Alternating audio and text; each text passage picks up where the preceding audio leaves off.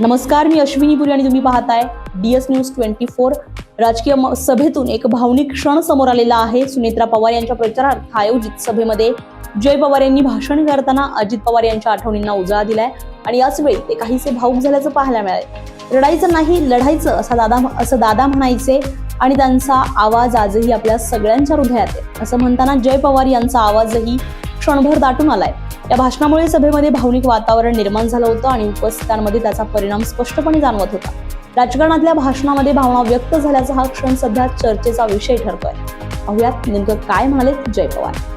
इथं उपस्थित सन्माननीय व्यासपीठ आणि सर्वच माझे बारामतीकरांचं कुटुंबाला इथं बघून मला भरभरून येतंय, कारण माझी शेवटची सांगता सभा ला जेव्हा आपण सगळे समोर आलो तेव्हा मी दादांच्या समोर भाषण केलं आणि आज वहिनींसाठी आणि दादांसाठी गावागावी फिरताना सगळ्यांच्या मनात एक आशा दिसत होती। खरंच तुम्ही प्रचारालाच यायला नव्हतं पाहिजे। आदरणीय दादांनी आम्हाला अनेक वर्षापासून भरभरून दिलंय। ही निवडणूक आम्ही आमच्या हातात घेणार आणि आम्ही आमच्या हातात घेतली।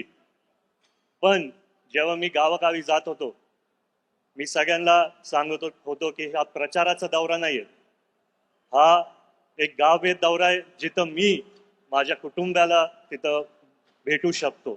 त्यांचे काय भावना असतील ते मी समजून घेऊ शकतो, त्यांचे काय अडीअडचणी असतील ते मी समजून घेऊ शकतो। तुम्ही ते LED वाले थोडं थांबता का? तुम्ही आवाज खूप करताय, थोडं थांबा।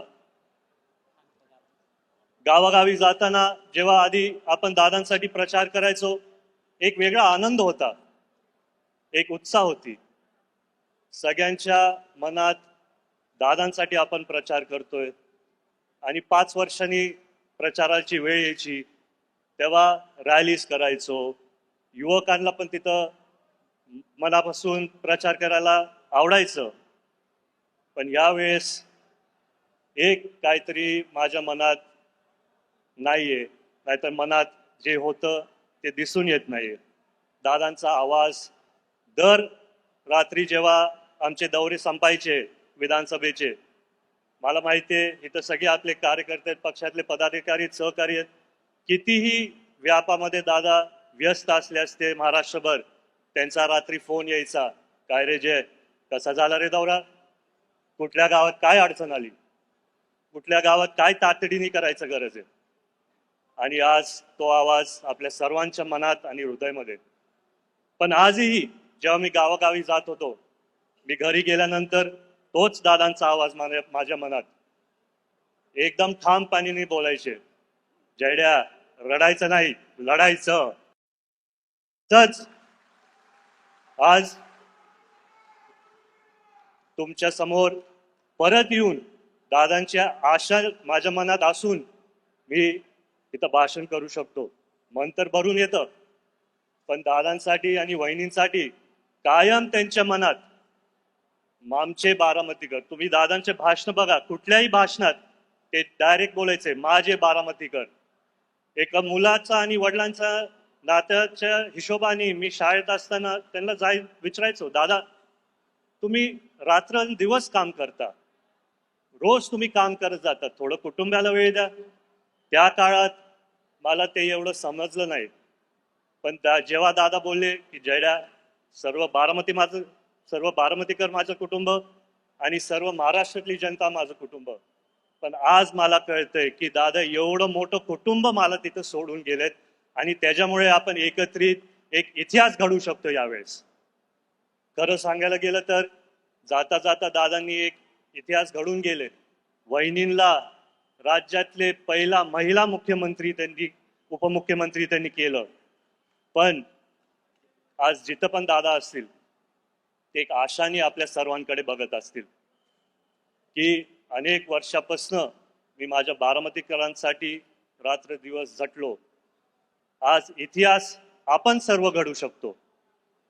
आज गावागावी फिरताना भरपूर पत्रकारांनी मला प्रश्न विचारला की तुमचे मित्रपक्षातले पण सहकारी ज्येष्ठ नेते तिथं प्रचाराला येत आहेत आणि तुमच्या कुटुंबातले पण लोक तिथं प्रचाराला येत आहेत. तुमचे काय भावना आहेत? मी त्यांना सांगितलं की दादांनी त्यांच्या आयुष्यात जातीपातीचं राजकारण कधीच केलं नाही.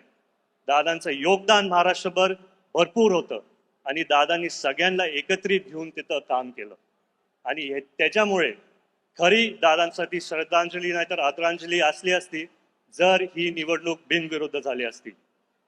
पण नियतीमुळे तसं झालं नाही आणि आज सगळेच मित्रपक्षातले कार्यकर्ते असतील, ज्येष्ठ नेते असतील, सर्वच बारामतीकर एकत्रित येऊन एक इतिहास घडवायला एकत्र येत आहेत. कारण आपल्याला या 23 तारखेला दादांचं नाव इतिहासात एका लेवलवरती जाऊन ठेवायचे जिथं आपण सर्व दादांना व वहिनींना 2,40,000 मतधिक्यांनी निवडूनच आणू शकतो. वहिनींना मी प्रश्न विचारला की तुमच्या मनावरती एवढं डोंगरासारखं दुःख असून तुम्ही हा पुढाकार कसा घेतला? तेव्हा मला वहिनी बोलल्या की जय, दादांचं अपूर्ण स्वप्न पूर्ण करण्यासाठी मी हा निर्णय घेतलाय. जो आधार दादा सगळ्या बारामतीकरांसाठी होते तशीच मी कष्ट घेणारे तो आधार सगळ्यांसाठी तिथं असायला. आज गावागावी फिरताना मी सगळ्यांना विनंती करतो की जसं दादांवरती तुम्ही अनेक वर्ष एवढं प्रेम केलं, जसं दादांनी तुमच्यावरती अनेक वर्षापासून प्रेम केलं, आज 23 तारखेला आपल्याला आदरणीय वहिनींना ते प्रेम दाखवायचंय आणि आपण वहिनींना ते प्रेम दाखल्यावर ते त्याच तातडीने त्याच शक्तीने पुढे जाऊन ते काम करू शकतील. मी दादांचे जुन्या आठवणी गावागावी जाताना खूप यायचे. दादांचं एक भाषण जिथं असेच भरभरीत सभेत कोणतरी दादांना बोललो, दादा आय लव्ह यू, आणि दादा बोलले पहिला बायकोला जाऊन लव्ह यू बोल. मग माझ्याकडे तिथं लक्ष गेलं आणि मग परत काही दिवसानंतर दादा कागदपत्र वाचत होते आणि परत कोणतरी बोललं, दादा आय लव्ह यू. दादा हसून बोले आय लव्ह यू टू. आणि आज मी दादांचा उल्लेख करणारे तुमच्या सर्वांसाठी सर्व बारामतीकर आय लव्ह यू टू. मागच्या सभेत मी एक घोषणा केलेली शेवटी की बारामतीचं लेख अनुक्रमांक 1, पण आज आपण दादांसाठी जिथं पण ते असतील परत एकदा सगळे टॉर्च काढून नुसतं दादांना श्रद्धांजली अर्पण करू.